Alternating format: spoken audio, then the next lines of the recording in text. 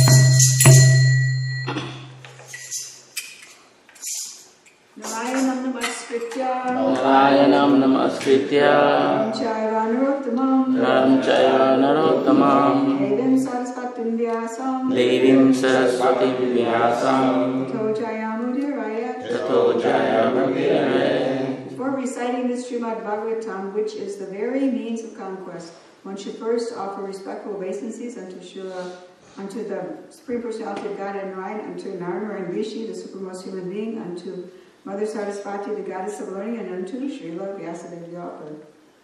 Shrinvatam Swakata Krishna Shrinvatam Sakata Krishna Punya Shravana Kirtanaha Punya Shravana Kirtanaha Hridyantasto Hibhadrani Hridyantasto Hibhadrani Vedunoti Suhritsatam Vedunoti Suhritsatam. Shri Krishna, the personality of Godhead, who is the Paramatma, super soul in everyone's heart, and the benefactor of the truthful devotee, cleanses desire for material enjoyment from the heart of the devotee who has developed the urge to hear his messages, which are in themselves virtuous when properly heard and chanted.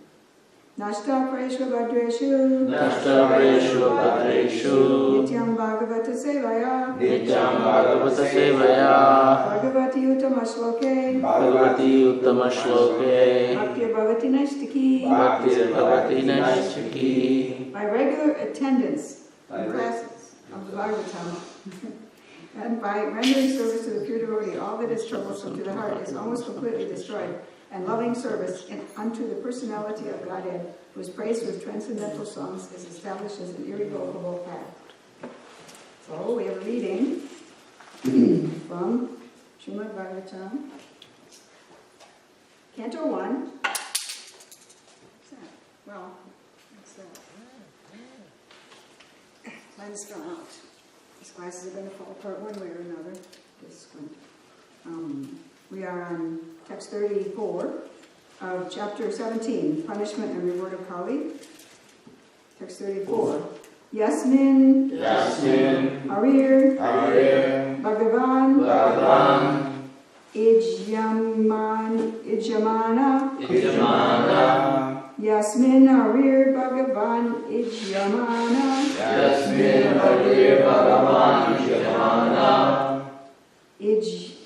Ijyatma, Murtir, Jayatam, Sham, Tanoti, Ijyatma, Murtir,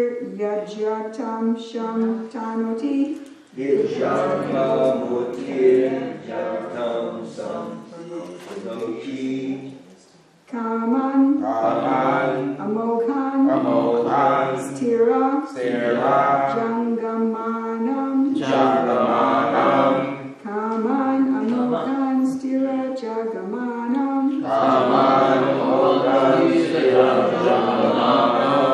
Antar, Bahir, Bayur, Ivaisha, Atma, Antar, Bahir, Bayur, Ivaisha, Atma,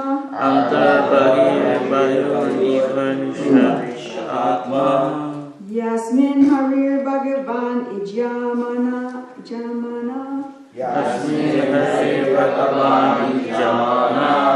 Ijyatma, Murtir, Jayatam, Sham, Tanoti, I did a dyslexic. These are a lot of unfamiliar words. It's funny how you get familiar with certain words. Kaman, Amoghan, Stira, Jagamanam,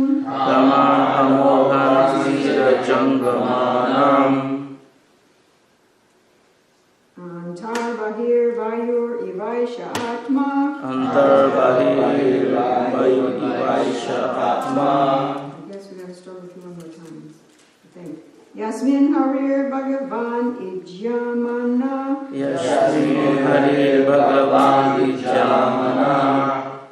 Ijyatma, Murtir, Jayatam, Sham, Tanoti,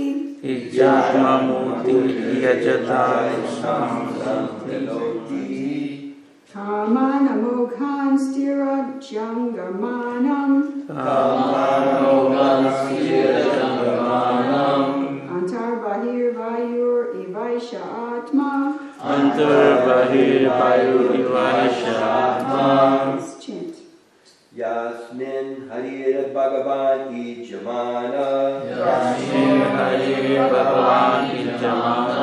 Ijyatma, Murtir, Yajitam, Sam, Tanoti, Karmana, Mogan, Stira, Jangamana,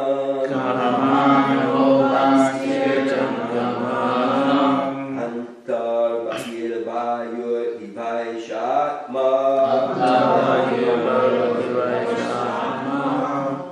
Yasmin, Hari, Bhagavan, Ijamana, Ijyatma, Murtir, Yajyatam, Sam, Tanoti,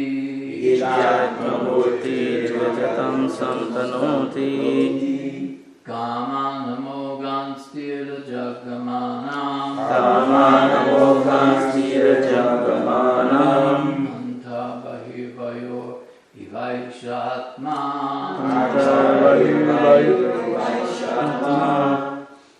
Yasmin Harir Bhagavan Ijamana, Ijyatma Murtir Yajatam Samtanoti,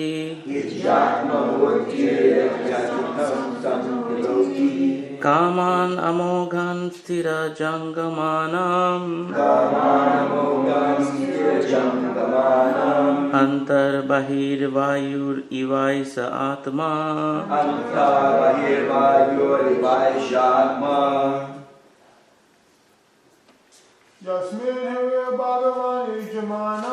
Yasmin Hariya Bhagavani Jamana Ijatma Murtiyatatam Samtanoti Kamanamogan Stir Jangamana Anta Bahirvaya Vashatma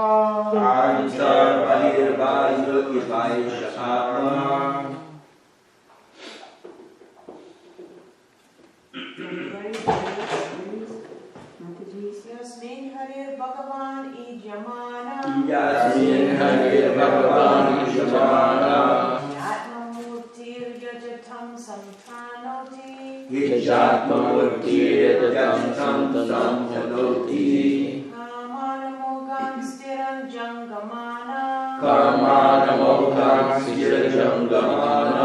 Antarbahir Vayur Abhaishatma Antar bahir vayur ivaisa atma Yasmin Harir Bhagavan Ijamana Yasmin harir Bhagavan Ijatma Mutir Yajatam Samtanoti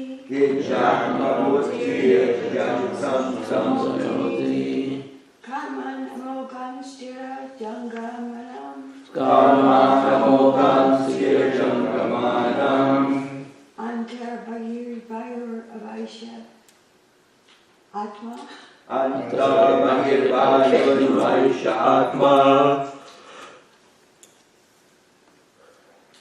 Everybody? Okay. Word meanings. Yasmin. In such sacrificial ceremonies. Ari. The Supreme Lord. Bhagavan. The personality of Godhead. Ijyamana. Being worshipped. Ijya-atma. The soul of all worshipable deities. Murti. In the forms. Yajyatam. Those who worship. Sham. Welfare. Tanoti. Spreads. Kaman. Desires. Amoghan. Inviolable. And then it can't be violated or something like that? Stira Jangamanam. Of all the moving and non-moving. Antaha. Within. Bahi. Outside. Vayu. Air. Eva. Like. Eshaha. Of all of them. Atma. Spirit soul. So, translation and purport by His Divine Grace A.C. Bhaktivedanta Swami Srila Prabhupada. I'll read the whole purport first. In all sacrificial ceremonies, although sometimes a demigod is worshipped, the Supreme Lord, personality of Godhead, is worshipped because He is the super soul of everyone, and exists both inside and outside like the air. Thus it is He only who awards all welfare to the worshipper. Please repeat. In all sacrificial ceremonies, although sometimes a demigod is worshipped, the Supreme Lord, personality of Godhead, is worshipped. Because He is the super soul of everyone. And exists both inside and outside like the air. Thus it is He only who awards all welfare to the worshipper.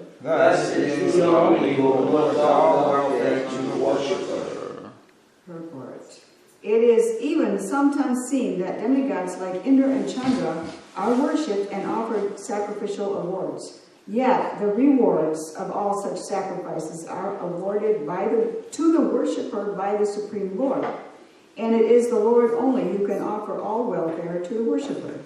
The demigods, although worshipped, cannot do anything without the sanction of the Lord, because the Lord is the supersoul of everyone, both moving and non-moving. In Bhagavad Gita 9:23, the Lord himself confirms this in the following shloka. Yepi anya devata bhakta yajante shradhayan viktaha tepi mam eva konteya yajanti avidya purvakam. Whatever a man may sacrifice to other gods, O son of Kunti, is really meant for me alone, but it is offered without true understanding. Yeah, it's slightly different wording from in Bhagavad Gita. But in the Bhagavad Gita says they do so in a wrong way. The fact that the Supreme Lord is one without a second. The fact is, the Supreme Lord is one without a second. There is no God other than the Lord himself. Thus, the Supreme Lord is eternally transcendental to the material creation. But there are many who worship the demigods like the sun, the moon, and Indra, who are only material representatives of the Supreme Lord. These demigods are indirect, qualitative representations of the Supreme Lord. A learned scholar or devotee, however, knows who is who. Therefore, he directly worships the Supreme Lord and is not diverted by the material qualitative representations. Those who are not so learned worship such qualitative material representations, but their worship is unceremonious because it is irregular. I was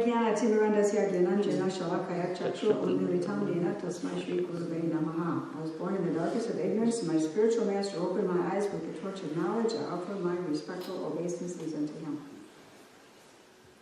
So a lot of good points in here. Starting at the bottom, going back, because that's recent in the memory, I looked up unceremonious, and it means something like blunt or rude, or something like that. So no ceremony, no politeness, nothing like that. Just so I guess it means like when their worship is unceremonious because it is irregular. Well, probably they do have ceremonies, but they just give me this. I do this ceremony, give me this, or something. I guess that's what that means. But that's what the word unceremonious means. And so they worship the qualitative material representation. So we have. Generally speaking, devotees know about this, and we don't, but I was just thinking as I was reading this, there's this little affection for Ganesh, which I've never personally related to, but some devotees have a devotion to Ganesh. Ganesh is a demigod, he removes obstacles, but so does Hari. Hari is the name of Krishna for removing obstacles. So, really, how Prabhupada taught us is basically pray to Hari if you have obstacles. And if Ganesh can help you, it's because of Hari. So, I guess for some reason people have this affection for him. Anyways, just mentioning that. Let's see. A learned scholar or devotee knows who is who, so he directly worships the Supreme Lord is not diverted by the material qualitative representations. So,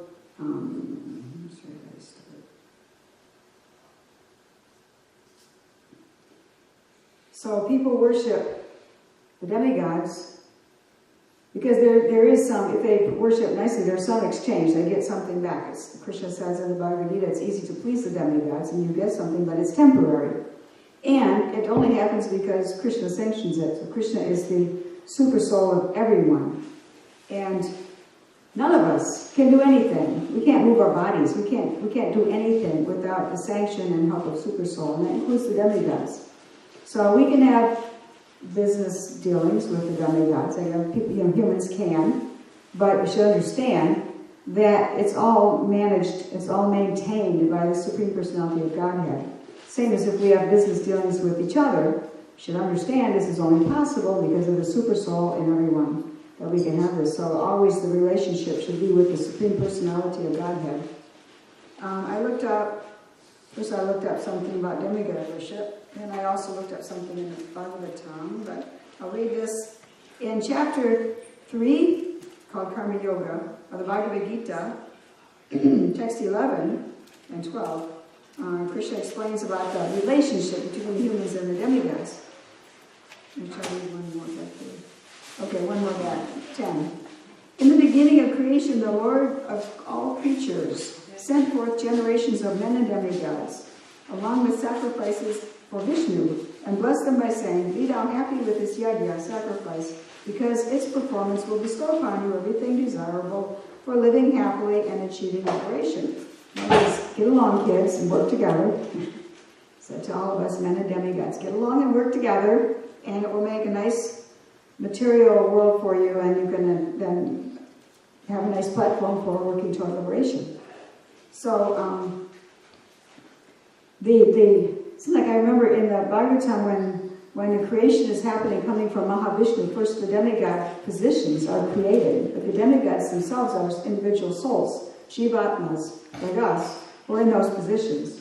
So somehow the positions are created, and then the souls fill them. So they're no different from us, they're just in a higher position. So we respect them. Anybody who's able to get in such a high position, we should respect.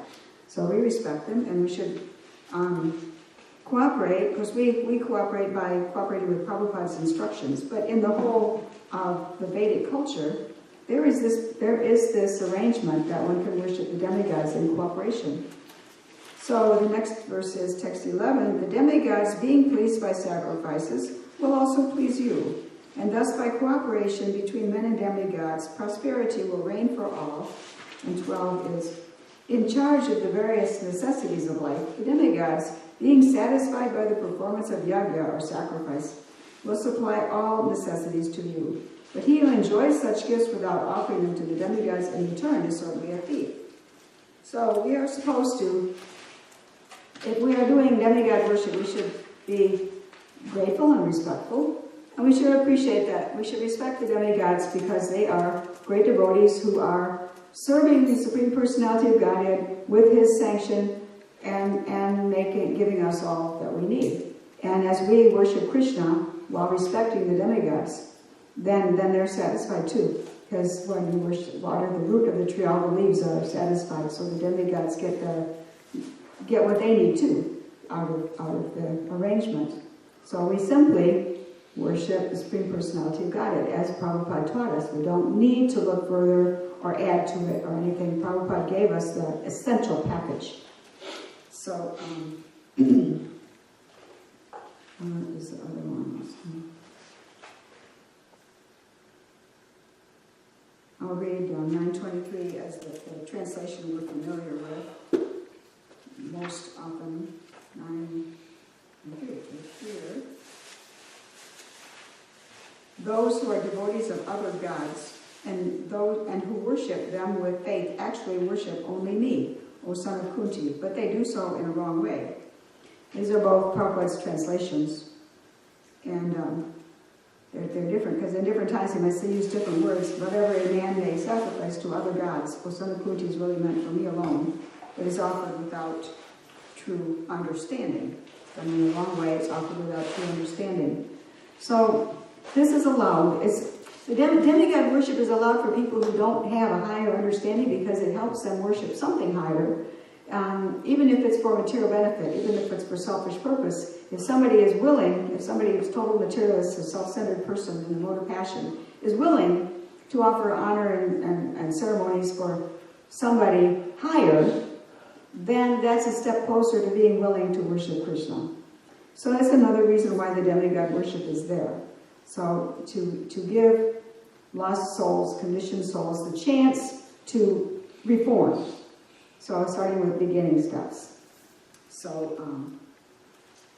that's interesting. But I want to look at, I have to go to Canto 2, the 4 nutshell verses. In the Bhagavatam. Sorry, Canto 2 in the Bhagavatam, and chapter 9 answers by citing the Lord's version. 2:9 in there, and then it's 33. I might read a little before that too, just to give a whole picture. It's been a while since you read it.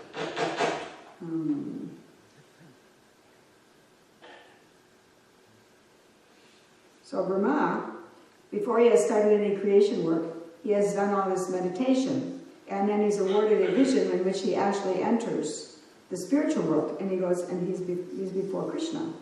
And Krishna has shaken his hand, because he has done all this austerity and is going to be a co-creator, right? So I'm, of course, only sanctioned by Krishna, but Krishna is treating him in this honoring way.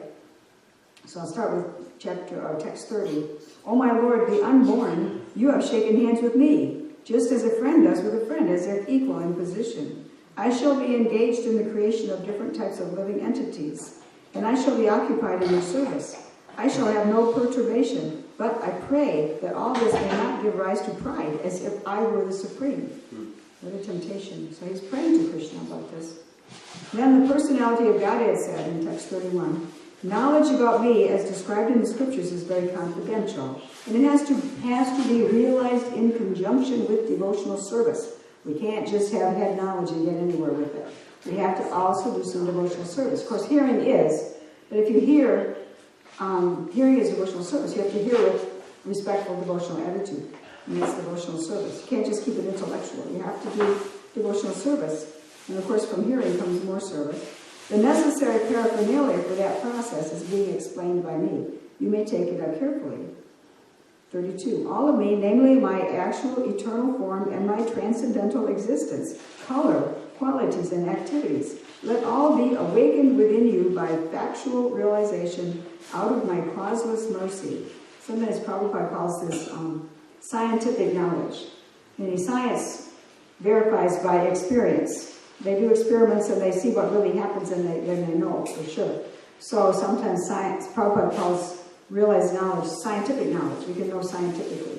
So that means by this factual realization, he puts it here, out of my causeless mercy. So it's to connect that with the Bhagavad Gita and the nutshell verses of the Bhagavad Gita, chapter 10, 10, probably 10 and 11, Krishna shines within the heart of the living entity. He shines the lamp of knowledge in the darkness born of ignorance. So we get intellectual knowledge, and if we're doing some devotional service, he's shining the lamp, and we get the realization. So it's by my causeless mercy, he puts it here. Okay, text 33. Brahma, it is I, the personality of Godhead, who was existing before the creation, when there was nothing but myself, nor was there the material nature, the cause of this creation. That which you see now is also I, the personality of Godhead, and after annihilation, what remains will also be I, the personality of Godhead. 34. O Brahma, whatever appears to be of any value, if it is without relation to me, has no reality. Know it as my illusory energy, that reflection which appears to be in darkness. So that was 1 and 2 of the 4 nutshell verses. 35. O Brahma, please know that the universal elements enter into the cosmos and at the same time do not enter into the cosmos. Similarly, I myself also exist within everything created, and at the same time I am outside of everything. It says almost exactly the same thing in chapter 7 of Bhagavad Gita. And then finally 36. A person who is searching after the supreme absolute truth, the personality of Godhead, most certainly, I think it means must certainly search for it up to this, in all circumstances, in all space and time, and both directly and indirectly. 37 sums it up. O Brahma, just follow this conclusion by fixed concentration of mind, and no pride will disturb you, either in the partial nor in the final devastation. So these are the 4 nutshell verses in which the first one, Krishna says, in 33, Krishna is existing before the creation, during the creation, and after the creation, unchanged. So whatever all the creation, the demigods are in creation, the humans are in creation, the planets and the scenery and everything, the creatures are in creation, and all this, he's the soul of it, and it's all created, but he was existing before, he exists during, he exists after it's annihilated. And it says what the next one, whatever appears to be of any value, if it is without relation to me, has no reality. So anytime we think something's important, it's not connected to Krishna, it's illusion. And everything is, because everything is connected to Krishna. Do I see a hand up? No, I'm finished. It goes like this. Notice me. Okay.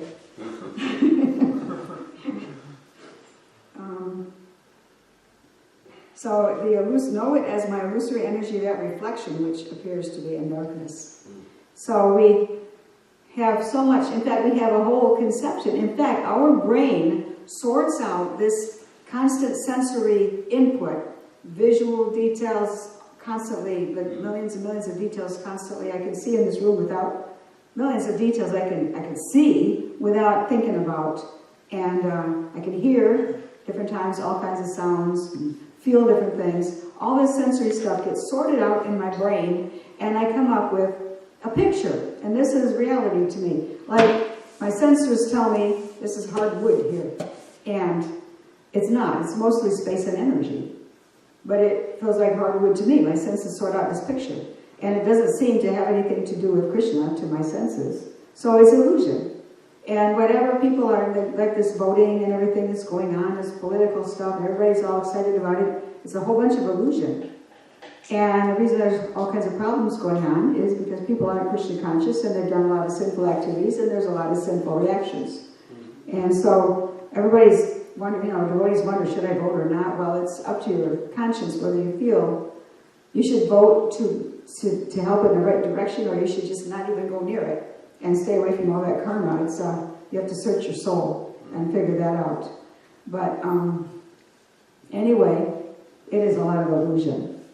So the reality is only Krishna is within everything. Krishna's in charge of, he knows the karma, he's awarding the karma, good and bad, and he's facilitating all the interactions, and it's all related to Krishna. And if we run into problems, we know it's our karma, and we know it's not really the soul, because the soul can't be harmed by anything, and yet we have to go through these things. So we can only say, well, some kind of karma, this life or past life. So we have so many sufferings. This place is a place of misery and danger at every step. So we can stumble into anything, we can get all kinds of sicknesses, all kinds of things happen, but actually nothing happens to the soul. So just the illusion happens to the soul. So that's the challenge, that we have to understand this. And it's really hard. But that's a challenge, that's what we have to learn. Get deeper and deeper layers, we have to learn this. So then, let's just go over all of them. And, okay, the next one, the third one is really about Achintya Bheda Bheda Tattva. So, simultaneously one and different. So Krishna enters into it, and he's outside of it. So I think, let me actually look at this, and prove it, in chapter 7 of the Gita, Krishna said, near the beginning. Let me just get this correction. Let's see.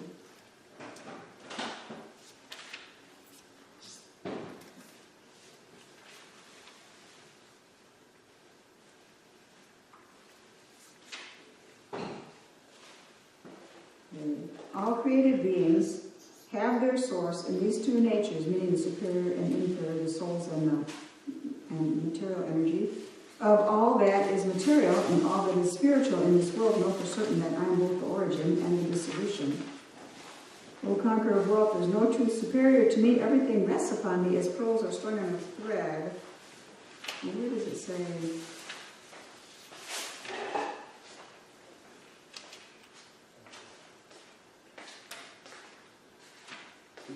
I thought you kind of easier. Which verse did you read? I just read, sorry, you have to follow along. It's near the beginning.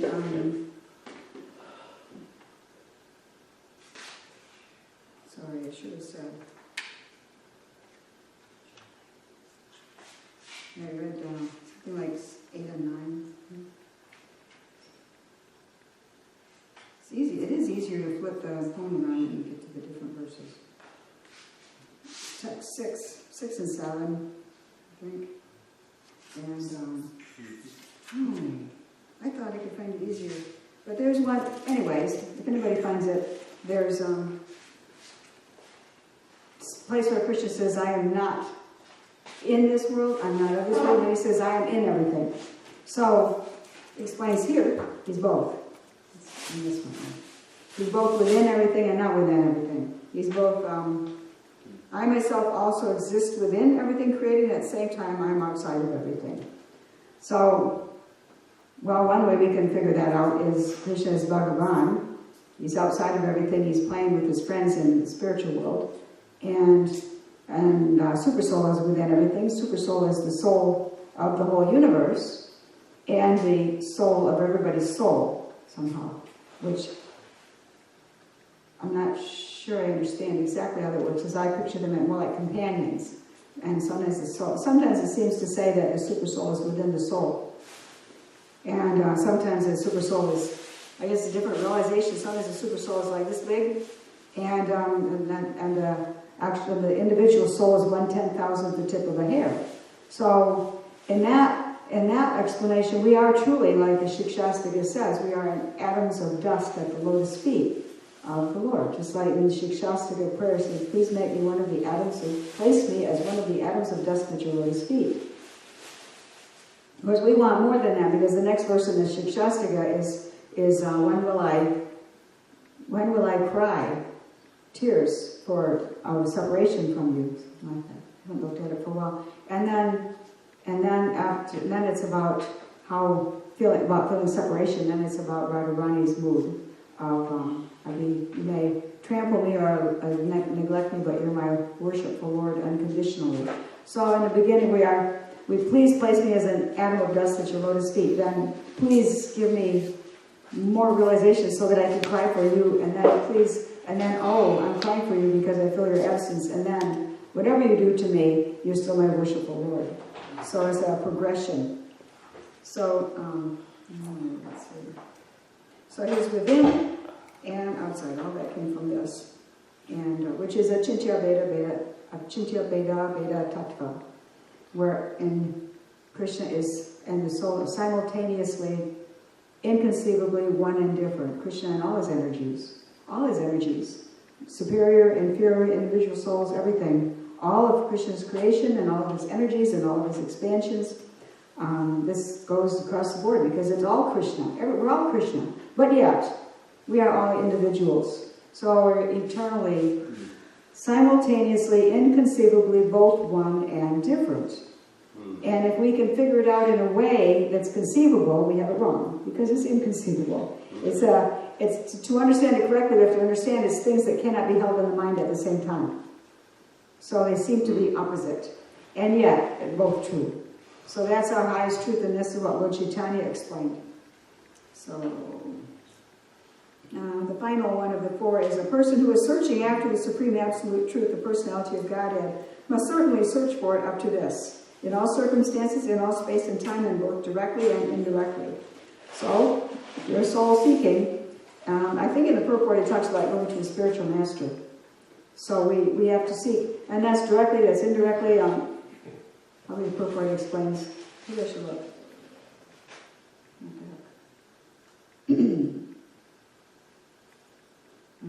I'll read the purport. Is it too long? I'll read it for a ways anyways.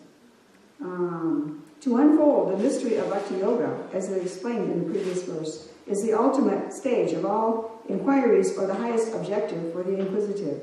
Everyone is searching after self-realization in different ways.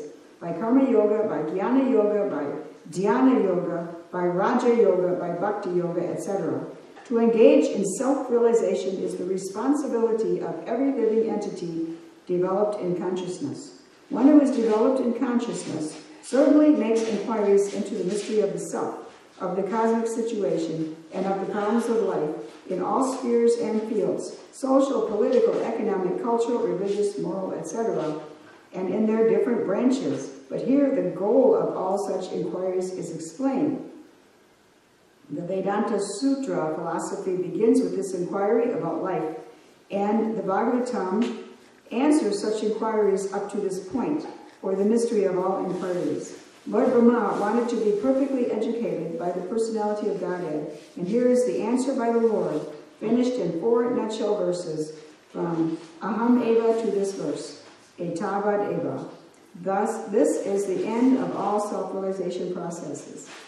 Men do not know that the ultimate goal of life is Vishnu, or the Supreme Personality of Godhead, due to being bewildered by the glaring reflection in the darkness.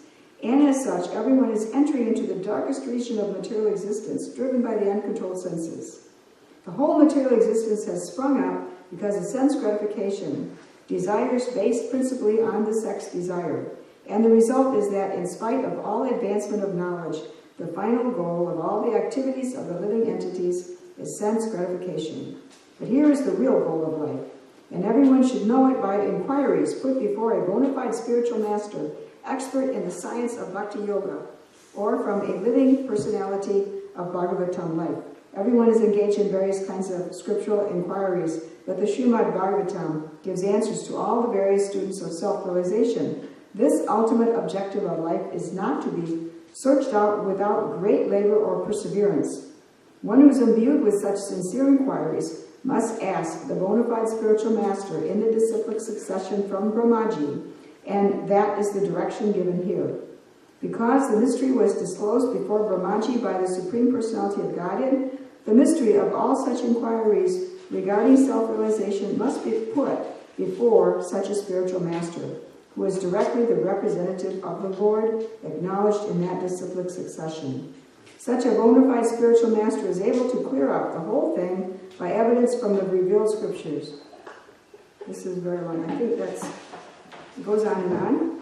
That's the point. Which text was that for? That's it's 2:9:36.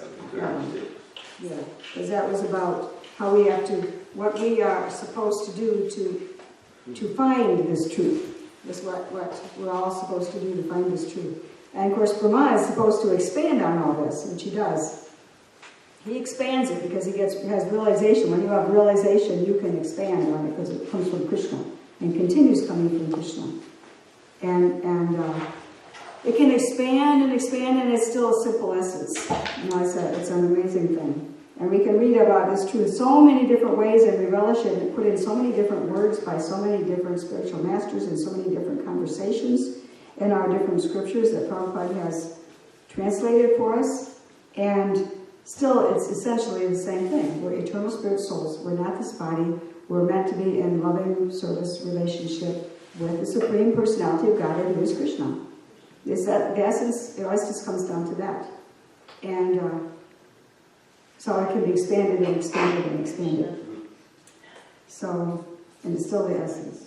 So we can tell, if somebody says something off the wall, we can tell immediately if it's not of this essence, once we understand.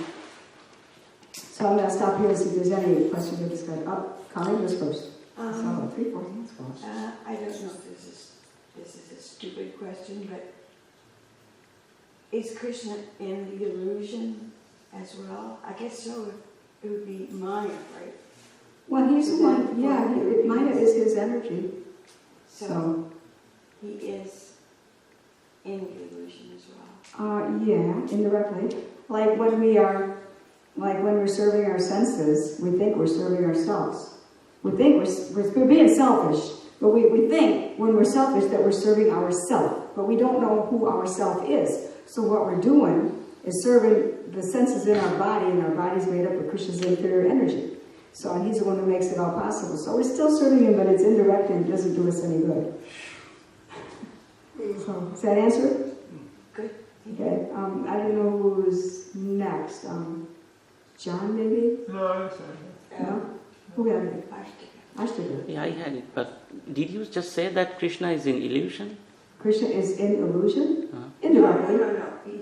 No. Indirectly he is. Not that he's He's under not in- illusion. Not under illusion. No, he's within illusion, the illusion that we have. Krishna's not in illusion. What do you mean? Was that your question? And I'm just referring to Colin's question that Yeah. I Well, didn't mean it in that way. you didn't mean it that way. No. Well, Krishna likes to be in illusion. This Yoga Maya gives him an illusion so he can enjoy his pastimes. we So don't he use likes the it. word illusion for Yoga Maya. What'd you say? We don't use the word illusion for Yoga Maya. No, That's but we only can- for Mahamaya is used. Yeah, but we can in a way. We can explain that he likes to be, entranced by his lila. He likes to be absorbed in it. Like Krishna the child. And Agasura is a big snake, and Krishna is the Supreme Personality of Godhead, and he can just go poof and the snake is gone if he wants to. But instead, he's worried about his friends going up into the mouth, and he's like, what should I do now? And he's like amazed at this creation. Wow, look at this. Because he likes to be absorbed in his pastimes. He enjoys the story, so he gets into it. What I was saying was, is he in the illusion? Well, you meant, is he in the sense of, is he within? Not, is Krishna in illusion? It's not. He's not illusioned, except he likes to be on purpose by Yoga Maya, who serves him and it helps him enjoy his pastimes. So, but he's within illusion in the sense that illusion is part of his creation and it's made out of his energy. So he's, but indirectly, when we're in illusion, we won't find him there because we're in illusion. Haridwani, I just heard last night Chaitanya Charan Prabhu was saying that you could relate it to, say, a stage production, and Krishna's the hero, and Yogamaya is the director, but Krishna's the script writer. So it may appear that he's under the sway of Yogamaya during these intimate, loving pastimes when he's reciprocating with his devotees, but he's the script writer, so he's sanctioning everything. He also really enjoys it. He likes to enter into it, and like he cried when Mother Yashoda was chasing him with a stick. He was crying. He likes to be in that, but it's Yogamaya. It's not our kind of illusion. But it is. He likes to be absorbed in his pastimes. Kind of like willing suspension of disbelief, you know. You could say that, yeah. But he really enters. He's not going to be fully satisfied unless he enters all the way into it and feels it. Even though he's God, he likes to be in it, you know. So that's Yogamaya. Yogamaya helps everybody get closer to Krishna and helps Krishna enjoy his pastimes, which require the participation of his devotees. You know, that's what his pastimes are. He actually enjoys being entranced by his pastimes, but he doesn't have to be, like we have to be. So actually, Shibati, no, the names are similar in my head. Jayapati. The names are crisscrossed in my head. Yeah. Always been. Okay, sorry. Prabhupada said that we could worship Ganesh if we can afford to spend $25,000 per week on the worship. So in other words, he didn't recommend it. He said it has to be very often. Yeah. All respects to Ganesh, but it's not really part of our process. And somewhere it says if we worship the demigods, we lose our intelligence. Yeah, because you get wrapped up in that, and our intelligence says that Krishna is the Supreme Personality of Godhead and gives us the lasting benefit. And about what we were talking about is Krishna in the illusion. Prabhupada said there's a grain of truth in everything. So we're under illusion. Well, he said, whatever, he said there's a grain of truth in everything. Yeah. But I mean, probably just a grain. Yeah, we don't know what the grain is. Just by saying it's a grain, we don't know what the grain is. So, Jesse. Yeah, so I was just going to say that I think Astika actually brings up an important point that, I mean, we need to make the distinction quite clear because, there are Maya bodies out there who, it's a very popular philosophy actually that they say that, we are all actually, so I'm God, but I'm playing around in my Leela right now, so I have chosen to forget that I'm God as part of my Leela. And of course it's a highly misleading thing, and because God is never actually under the influence of forgetfulness that heavily. God's always, God may be playing as if he's an illusion, but he's always the controller of everything. That's it. He likes to be entranced. We are stuck. That's a big difference right there. And even when Krishna may be absorbed in his pastimes, he's also simultaneously he's involved with so many other things. Mm-hmm. He's still in charge. He's still God. Yes. We look at these pastimes as they go through history. Are these pastimes eternal? like forever, or is when we go back to Godhead, everybody, then Krishna will cease this illusion? No, these are eternal pastimes, but they don't happen eternally in one place. What it is, there are certain pastimes that Krishna likes to do in the material world that really he doesn't do he isn't a baby in the spiritual world, because in the spiritual world he's like always a youth. But in the material world he takes apparent birth. So he's a baby and a little toddler. Sometimes he likes to do that too. So there, Prabhupada said it's like a traveling road show that goes through the universes, and there's a cycle, and it goes from one to the next. So the traveling road show is always going on. It just happens that 5,000 years ago, the particular road show of Krishna's childhood pastimes was going on here on this planet. Now it's going on some other planet, and a different pastime is going on this planet. It's a pastime of the holy names in Kali Yuga. But these are constantly moving around, and Krishna's always doing it. But he's doing it in different places. But they take place in the material world. Yeah. I think what my question and then Ashtakas, are you saying that Krishna is an illusion? I think sometimes it's like a language barrier. Like if you're going from one language to another, sometimes you won't use the same words even to in describe. English, even staying in one language. To describe, like, you know. We can use, I think, we can say Krishna is in illusion in the sense of Krishna is behind it. And he's within it as super soul, maintaining this whole thing. And we just can't see it that way. But he's the one who maintains the force of illusion. He's the one who maintains all the stuff that we are perceiving a certain way, etc. So Krishna is within it as super soul, maintaining it. So he's in illusion in that way. But he's not under illusion. But we can use the exact same words to say the two things. So we have to explain in context. So I think that was what was going on. I don't think it was even within English. Language can be tricky. Any language can be tricky. I initially took it the same way when he said that. Yeah, because it could easily be, Krishna is in illusion, meaning can Krishna ever become, no, not except he wants to be. And it's his yoga now. Yeah. But you asked, yeah, okay. Yeah. And then Krishna is never under the modes of nature. So.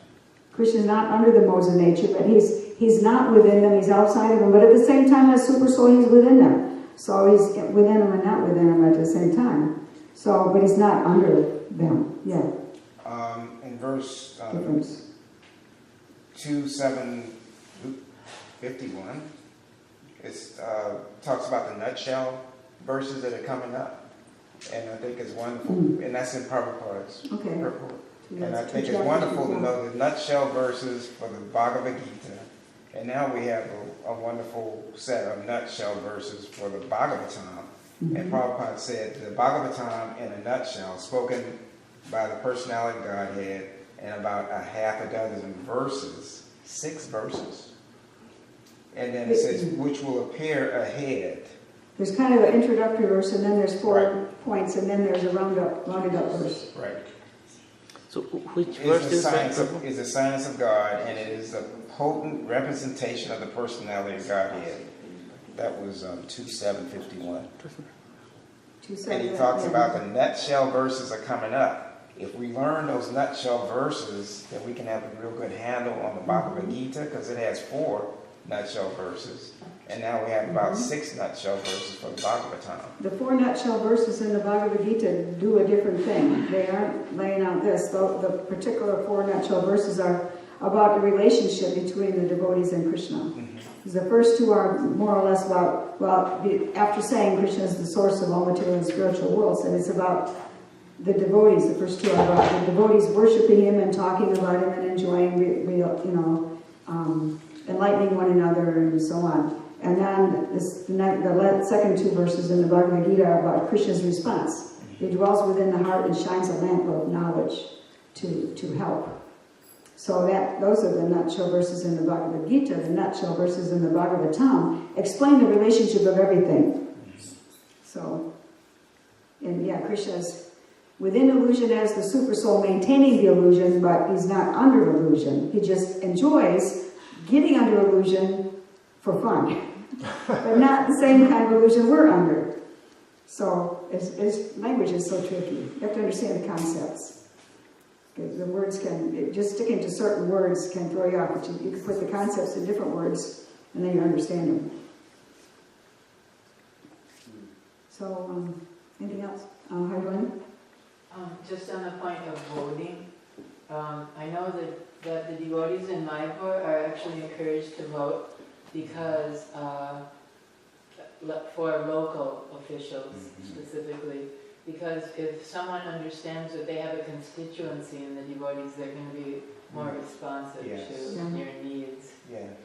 So I don't know if that's applicable here. I mean, there was that one guy, Kenny Hoda, that was some kind of official for us, that a friend of the devotees. I don't know if is Yogendra still here? I don't know. He's doing. Is he still serving that capacity for you? No, he's not. So I don't know if that's anything to consider, but just cross. No, I hate to try to say whether we should or shouldn't. I don't like to say that. That falls in line. Think global but act local. Yeah, I think global but act local. That's what they're saying The there. local people are who would affect the temple property and the taxes and the thing is that if we knew for sure that one choice was going to be more moral than the other one, but when you really listen to all the stuff, then, well, it's karma coming back at us no matter who gets elected, which party. They all have. One thing I like to say about the Democrats and Republicans is one of them likes to kill the babies before they're born, and the other one waits till after. So, I mean, how do you win? Voting for one or the other. So somehow there has to be, like, eventually some. I mean, it's Lord Chaitanya's golden age, some solution to the problem, because it's important that eventually there'll be Rajarshi, saintly. What we have to do is we have to become purified and make spiritual advancement and spread it to other people, so that the whole, everything rises, and by all the chanting that everybody is doing, the karma reduces, and then we can actually have better. That's really what we're supposed to do. And meanwhile, if you want to vote or if you don't want to vote, that's kind of an individual decision. Yeah, because really there's just so many people that are just waiting for someone to give them the holy name. Yeah, so that's our real job. There are so few of us. And I know you're not supposed to say this in a democracy, that my vote won't change anything, but there are so few of us that devotees can vote or not vote. And our numbers are really small. So we can't change that much by voting. We can change that much by preaching. So that's what we have to do, really. And that's our task, our command. That's what we're supposed to do. How did that go yesterday? Let's go with those older people that came, do you know? Anybody here to talk? Jesse? Jesse we got a report last night that was enjoyed by all. Jesse met them and took them on a tour of the property proper and told them about the plans for the guest house and on. And it was well received. One lady, an older lady, this is called the OLLI program, which are retired people who go back to college.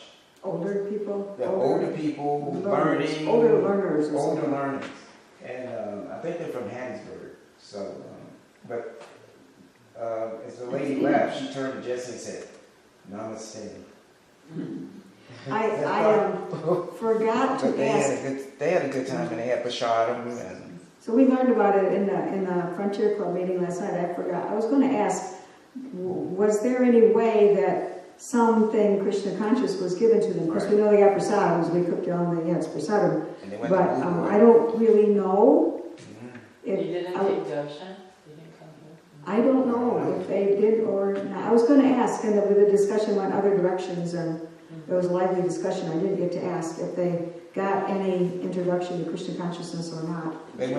Jesse said that they said they were only coming for the form. They didn't want, okay. Okay, but they did go to Blue Boy, and they saw Krishna. And Blue Boy. At least the blue Because white if you herbs. walk in the blue white herbs, you're going to see a picture of Krishna. What picture? They keep That blue boy, I think the it one I is. painted, they put in Oh, the that's house. in that house. Yeah. I Well, wanted they it to heard be in about their it. office, but That's good. Such No, a in nice their bottles introduction. they have the Krishna picture. Right. yeah. They So- saw blue boy in bottles. That's right. Thank you, What Prabhupada. are you doing? Just a nice introduction, you know, how the little drops of water weigh away the stones. So. Yeah, I should just, at least, maybe they found a way to mention something or something. I don't really know. You can sneak something in tricky, but I didn't ask. I used to buy Spiritual Sky incense and oils, and I saw Krishna bottle writing on the bottle. Yeah. So Ashika was saying that they went to Blue Boy, they saw So Krishna on the bottle.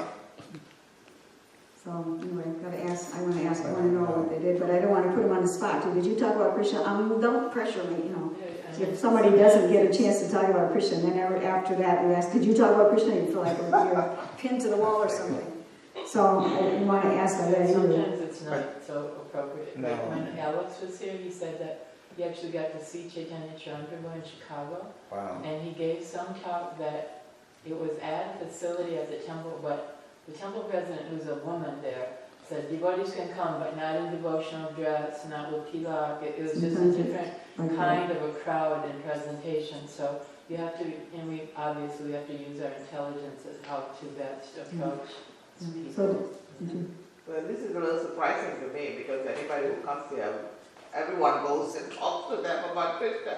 I'm surprised nobody talked to them, you know.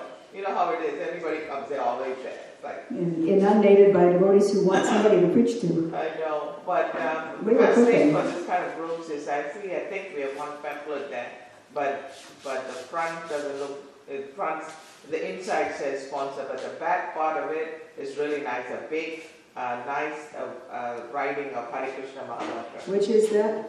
I think it's called the sponsor, the come sponsor here or something. Oh, some It's of in orange. a handout. Yeah, the sponsor part inside, I know it's a good thing, but the back part, and we can just print, you know, Right. Hare Krishna Mahamantra like that pretty, and just give it to them, you know, this is our temple. To visitors. Yeah, to the visitors, and then if they take it home, they'll have it, and Right. someday they'll look at it. That's good preaching. That's what I do in the restaurant, if I see somebody not receptive and I didn't want to don't know, you know. really pin Jesse to the wall. I asked, did you do that like you were supposed to? You know, because the other two didn't, and then he's pinned to the wall. So, I mean, sometimes you can't squeeze it in, and people just aren't open. So I don't really know It was a what nice happened group, to though. that and that, but They went to the gift shop, they spent some money. They saw Krishna in the gift shop. and they got prasadam. And sometimes, you know, and they must know this is the Hare Krishna farm. They were willing to come. And he said, And they were willing to come. Yeah, they're willing to come. They heard it was the Hare Krishna farm. They came here, they got prasadam, and they must have seen a picture of Krishna somehow or other. So, yeah, in the pavilion, there's pictures, big pictures of Krishna there. How could they not notice? So, something. So, okay. Anything else?